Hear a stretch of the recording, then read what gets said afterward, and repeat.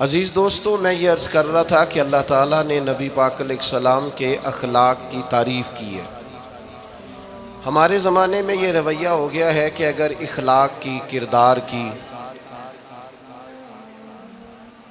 کوئی بھی بات کی جاتی ہے تو لوگ سمجھتے ہیں شاید یہ ایک بیٹا آپ دو لوگ رہ گئے ہیں، یہاں تو آپ بیٹھ جائیں، پیچھے آپ کے سب اشارے دے رہے ہیں، آپ مہربانی کریں نا یار، میں نے تو کبھی اتنا ٹائم ہی نہیں لگایا جلسہ سیدھا کرنے میں، یہاں تو بڑی مشکل ہو گئی۔ اللہ آپ کو برکت دے، آپ تو بڑے ہی پیارے لوگ ہیں، آئے سارے پیار سے ہیں، پر وہ پیار میں جیتنا چاہ رہے ہیں ایک دوسرے سے، حالانکہ پیار میں جو مزہ ہارنے کا ہے نا، جتن جتن تے ہر کوئی کھیڈے تو ہارن کھیڈ فقیرہ، جتن دا مل کوڈی پیندائی ہارن دا مل ہیرا۔ اس میں تو قربانی دینی چاہیے، ایک دوسرے پر اظہار کرنا چاہیے، کہنا چاہیے یار آپ بیٹھ جائیں میں ذرا پیچھے چلا جاتا ہوں، یہ تو دینی ماحول ہے، اس میں تو اظہار کی ضرورت۔ بہرحال دام برسر مطلب ہمارے ہاں لوگ سمجھتے ہیں کہ اخلاق کی بات کی جائے تو شاید یہ بڑا عام سا سادہ سا کوئی عنوان ہے، حالانکہ یاد رکھیے گا نبی پاک علیہ السلام نے فرمایا ہے میں مکارم اخلاق کی تکمیل کرنے کے لیے دنیا میں آیا، فرمایا میں اخلاق ہی کو تو مکمل کرنے آیا۔ اور نبی پاک علیہ السلام نے اخلاقی رویوں پر بہت زیادہ زور دیا ہے۔ حضور علیہ السلام فرماتے ہیں کہ قیامت کے دن میرے سب سے زیادہ قریب وہ شخص ہوگا جس کا اخلاق زیادہ اچھا ہوگا۔ ہمارے ہاں لوگوں نے اخلاق کا معنی بھی اپنی مرضی کا کیا ہوا ہے، بعض لوگوں کا خیال ہے کہ صرف میٹھا بولنا ہی اخلاق ہے، حالانکہ میٹھا بولنا بھی اخلاق ہے، لیکن صرف میٹھا ہی بولنا اخلاق نہیں۔ میٹھا تو لوگ اپنے مطلب کے لیے بھی بولتے ہیں، میٹھا تو اس لیے بھی بولتے ہیں کہ مجھے اب کام پڑ گیا، اور بعض لوگوں کی ٹریننگ ہوتی ہے اس لیے وہ میٹھا بولتے ہیں۔ آپ کسی بہت بڑے شاپنگ مال پہ چلے جائیں تو وہاں جو سیلز مین ہوتے ہیں ان کی ٹریننگ ہوتی ہے کہ انہوں نے بولنا ہی میٹھا ہے، گاہک جتنی مرضی تلخی کرے وہ تلخ نہیں ہوتے، میٹھا بولتے ہیں۔ بعض لوگوں کی ٹریننگ ہوتی ہے امیر سے میٹھا بولتے ہیں، غریب سے میٹھا، تو یہ اخلاق نہیں، یہ تو انہوں نے کچھ دیر کے اپنے آپ کو سمجھایا ہے، قائل کیا۔ یاد رکھیے گا صرف میٹھا بولنا اخلاق نہیں بلکہ سچ بولنا اخلاق ہے۔ صبر، تحمل، بردباری، وفاداری اور بلند ترین اخلاق کا مالک وہ بندہ ہوتا ہے جو خوددار ہوتا ہے، کسی دنیا دار کے سامنے ہاتھ نہیں پھیلاتا، اللہ تعالیٰ نے جو اسے دیا ہوتا ہے اس پر راضی رہتا ہے، اس کے مزاج میں اس کی کو ذرا کم کر دیں جی، اس کے مزاج میں لالچ نہیں ہوتا، ہرس، ہوس، طمع، مفاد پرستی، یہ چیزیں جس آدمی کے مزاج میں نہیں ہوتی وہ شخص با اخلاق ہوتا ہے، اور بندے میں مروت ہو، وفاداری ہو، خلوص ہو، للہیت ہو تو بندہ با اخلاق ہے۔ میرے دوستو، جس طرح ہم اپنا مکان محنت کر کے تعمیر کرتے ہیں اور تھوڑا سا بھی درزی اگر کپڑے میں فرق پیدا کر دیتا ہے تو ہمارے لیے مشکل ہوتا ہے پہننا، ہم محنت کر کے تعمیر کرتے ہیں لباس کی، ہم اپنے لیے تعمیر کرتے ہیں چیزوں کو کہ بالکل ٹھیک اور پرفیکٹ چیزیں ہونی چاہیے، اسی طرح ہمیں اپنے کردار کو بھی تعمیر کرنا پڑتا ہے، اس پر ہمیں محنت کرنی پڑتی ہے، جس چیز پر بھی محنت کی جاتی ہے وہ قیمتی ہو جاتی ہے۔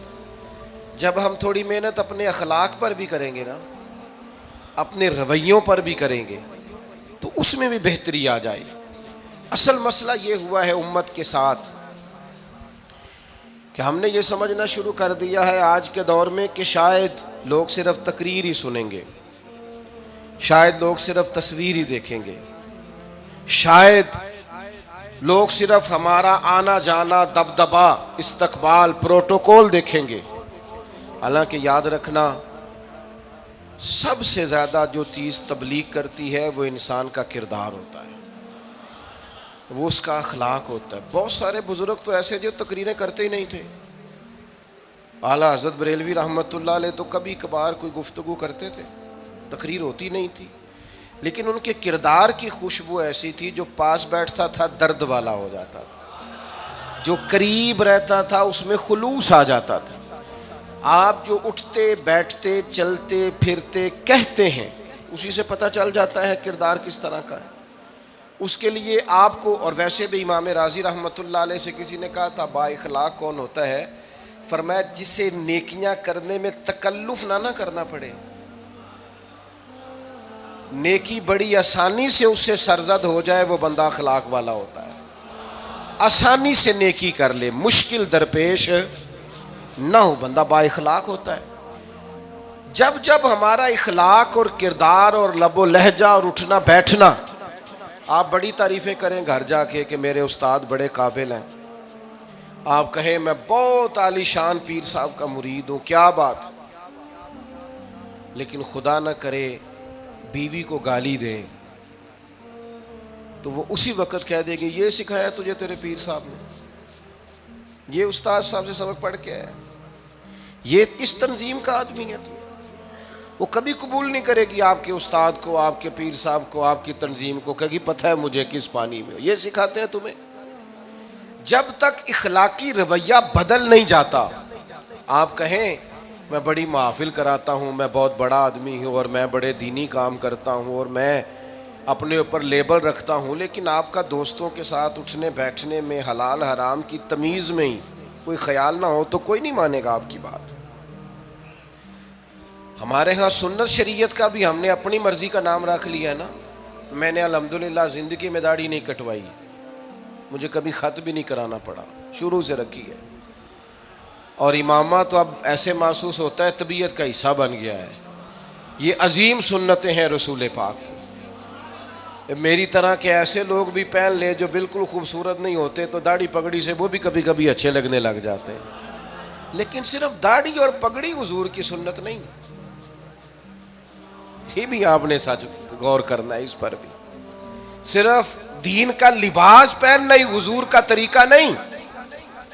اخلاق اور کردار کو سمجھیں. حضور کی جو سنت سب سے پہلے لوگوں میں معروف ہوئی تھی, جس سے تعارف ہوا تھا, وہ تو صادق اور امین ہونا ہے. او بھائی سچ بولنا بھی تو حضور کی سنت ہے نا, دیانت دار رہنا بھی تو نبی پاک کا طریقہ ہے نا. آپ صرف ایک مخصوص لباس پہن لیں فقط اور باقی چیزوں سے آپ آزاد ہو جائیں گے. ہو سکتا, میں اکثر کہتا ہوں کہ مسواک لے کر دانت صاف کرنا بھی حضور کی سنت ہے اور دل صاف رکھنا بھی حضور کی سنت ہے. صرف مسواک والی سنت پہ غور ہے. ترمذی میں حدیث ہے, حضور علیہ السلام نے فرمایا اے انس ہے میرے بیٹے, تم سے ہو سکے تو صبح اس حال میں کرنا کہ تمہارے دل میں کسی کا بغض نہ ہو. اور حضور فرمانے لگے یہ میری سنت ہے.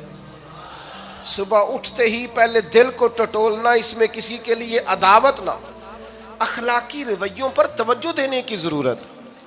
ہم میں سے نا بہت سارے لوگوں کی شان ہوتی ہے, پیر صاحب کی, علامہ صاحب کی, استاد ہوں, میں ٹیچر ہوں, میں پڑھا لکھا ہوں, میں مالدار ہوں, میں گھر کا بڑا ہوں.